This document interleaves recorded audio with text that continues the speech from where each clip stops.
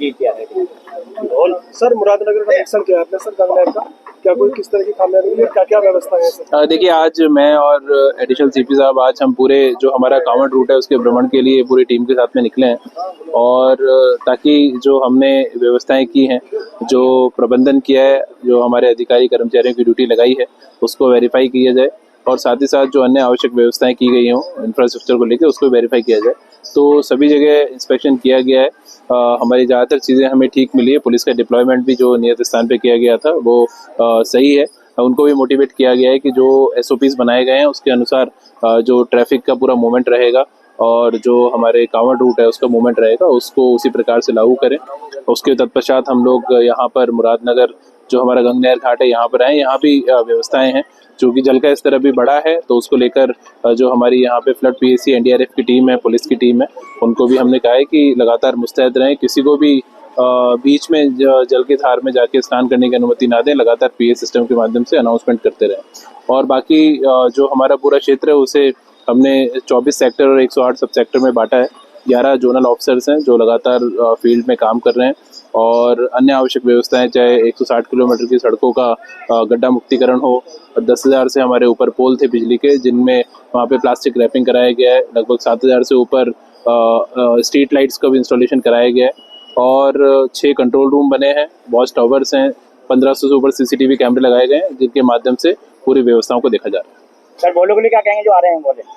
उनसे अभी हमने फीडबैक लिया है, सबने बहुत ही उत्तर प्रदेश में आने के बाद में संतुष्टि जाहिर की है और हमारे प्रयास है कि किसी भी हमारे श्रद्धालु को, कांवड़ श्रद्धालु को कोई दिक्कत ना हो। लगातार उनसे फीडबैक लेके और कहीं पे अगर कमी मिलती है उसे भी सुधारने का प्रयास किया जाएगा। सर अभी 7 दिन बचे हुए हैं, 7 दिन बचे हुए हैं कांवड़ के। अभी तो गाजियाबाद के कांवड़ वाले आने शुरू नहीं हुए, अभी तो दूर के कांवड़ वाले आ रहे हैं। हाँ बिल्कुल। उनको लिए क्या आप लोगों ने यहाँ पे कुछ व्यवस्था की है? सारी व्यवस्थाएं उनको संभालना बड़ा मुश्किल होगा। नहीं, सारी व्यवस्थाएं पर्याप्त हैं और उसमें जैसे जैसे अभी और समय बढ़ेगा पुलिस का डिप्लॉयमेंट भी उस हिसाब से हम और बढ़ाएंगे। वो सारे SOPs हमारे क्लियर हैं और जो परंपरागत रूप से विगत वर्षों में व्यवस्थाएं की जाती थी और उससे और उच्चतम स्तर की व्यवस्थाएं हम लोग करेंगे। कांवड़ की संख्या तो और बढ़नी है आने वाले 7 दिन। सर कांवड़ मेले में कितने पुलिसकर्मी तैनात किए गए? देखिए लगभग जैसा कि आप देख रहे हैं हमारा जनपद में काफी भारी संख्या में कांवड़ श्रद्धालुओं का आवागमन शुरू हो गया। ऐसे में हमारे 3 प्रमुख रूट हैं, वो जो मुख्य मंदिर हैं जहाँ पे श्रद्धालुओं की तरह जलाभिषेक किया जाता है, इन सब जगहों पे मिलाकर के 4,000 से अधिक पुलिसकर्मी और 1500 के करीब हमारे वॉलंटियर्स जो DVF, TVF, कांवड़ मित्र, सिविल डिफेंस के रूप में तैनात किए गए हैं। सर ड्रोन कैमरों का भी कुछ इस्तेमाल है सर? बिल्कुल, इस पूरे क्षेत्र को, इन तीनों रूट्स को हमने 157 बीट्स व 56 अस्थायी पुलिस बूथ्स के थ्रू इनकी निगरानी की जा रही है। पूरे क्षेत्र को विभिन्न सेक्टर्स व जोन्स में बांट करके सीनियर राजपत्रित अधिकारियों के नेतृत्व में ड्यूटीज लगाई गई हैं और इनको देखने के लिए CCTV, ड्रोन्स व हमारे वॉचर्स के द्वारा नजर रखी जा रही है, जिससे हमको किसी भी समय पे आवागमन एवं निकास का प्रेशर मिल सके, जिससे आगे के ड्यूटी पॉइंट्स को भी अलर्ट किया जा सके।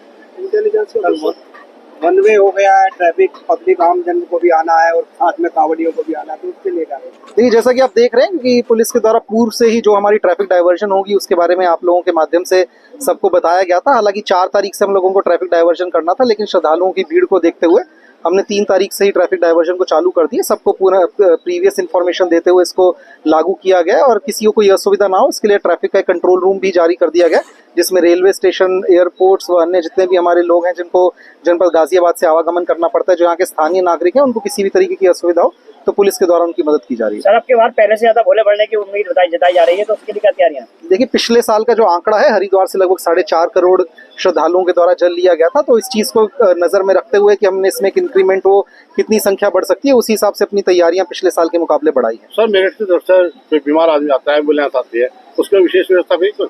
बिल्कुल, जितने भी इमरजेंसी व्हीकल्स हैं उनके लिए हमारी ऑलरेडी एक SOP हमारी चल रही है। उसके अलावा रास्ते में भी हमने काफ़ी ज़्यादा CMO साहब की मदद से DM साहब ने काफ़ी मेडिकल कैंप्स लगाए हुए हैं, जिससे किसी श्रद्धालु को यदि रास्ते में भी कोई स्वास्थ्य संबंधी समस्या हो तो उन कैंप्स में जाकर के उनको इलाज मिल सकता है। जो रास्ते में प्राइवेट हॉस्पिटल्स पड़ रहे हैं, जो हमारे पास की CHC, PHC है, वहाँ पे भी ड्यूटीज़ लगी हुई हैं ताकि किसी भी श्रद्धालुओं को कोई असुविधा ना हो। सर एक